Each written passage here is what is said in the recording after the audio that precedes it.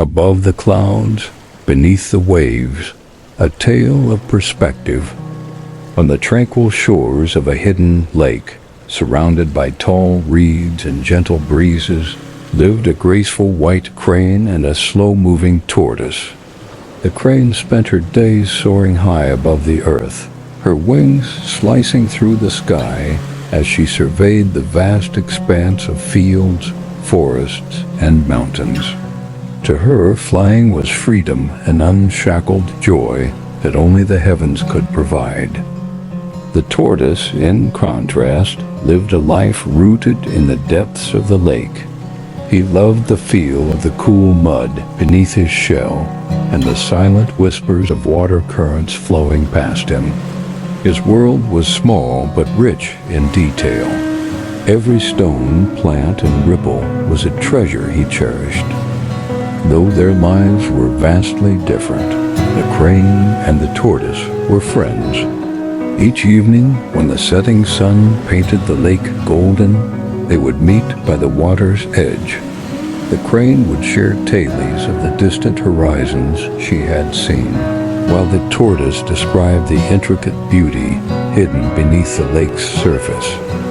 "You should see the world from above, tortoise," the crane often said, her voice filled with enthusiasm.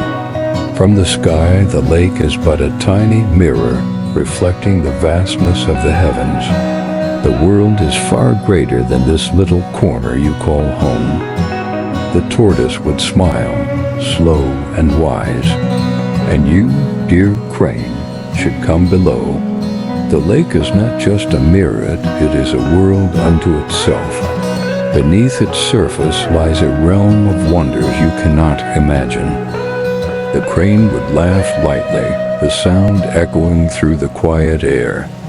"Perhaps one day," she said, but in her heart she believed that the tortoise was simply too slow and too timid to ever leave the confines of his watery world.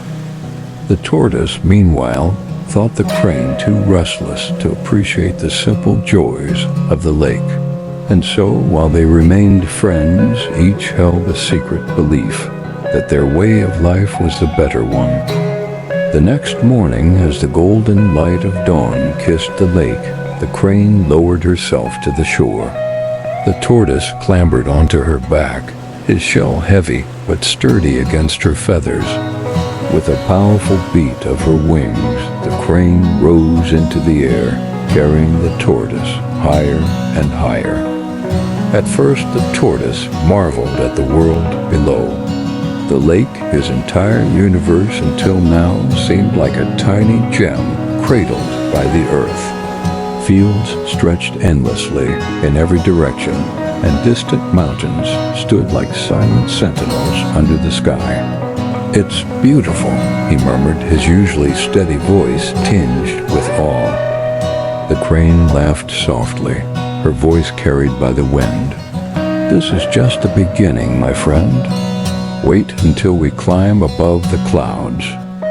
But as they ascended, the tortoise's initial wonder gave way to unease.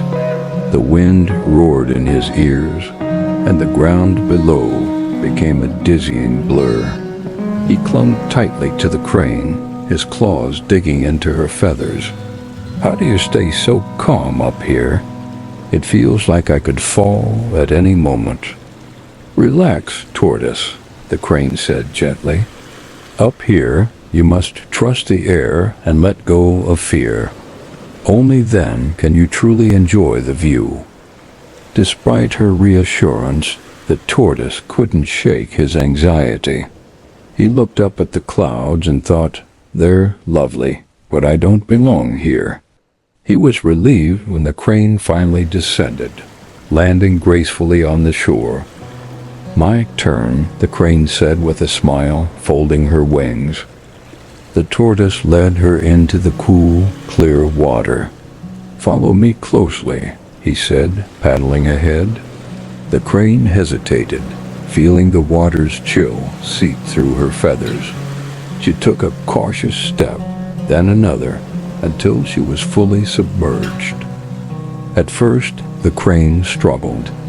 The water felt foreign, heavy, and suffocating compared to the freedom of the air.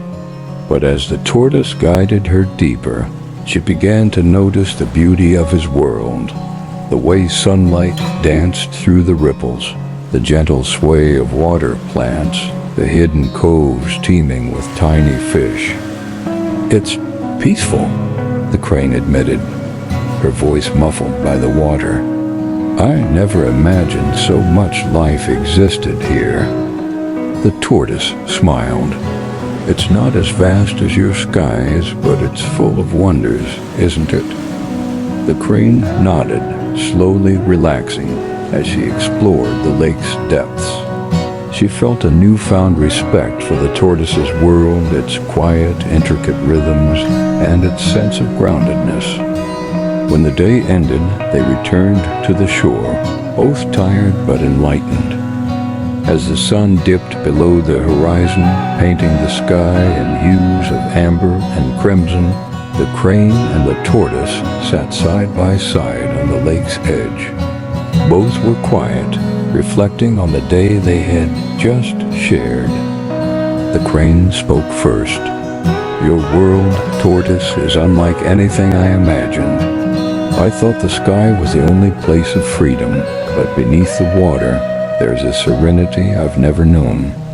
Each ripple, each shadow, tells a story. It made me realize that beauty isn't just in vastness. It's in the details, too."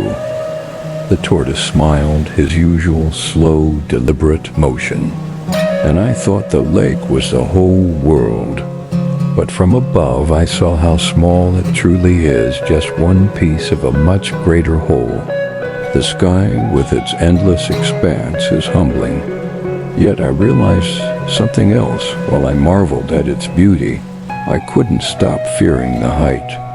It wasn't my place." The crane nodded thoughtfully. "And the water, while enchanting, isn't mine. I couldn't fully let go, couldn't move as freely as you do. Perhaps it's not about which world is better. Perhaps it's about knowing where we belong." The tortoise turned his wise gaze to the crane. "You're right. Your place is in the sky, gliding among the clouds, and mine is in the lake, exploring its depths. But today, I learned that even if I can't live in your world, I can still respect and admire it." "And I learned the same about yours," the crane said softly.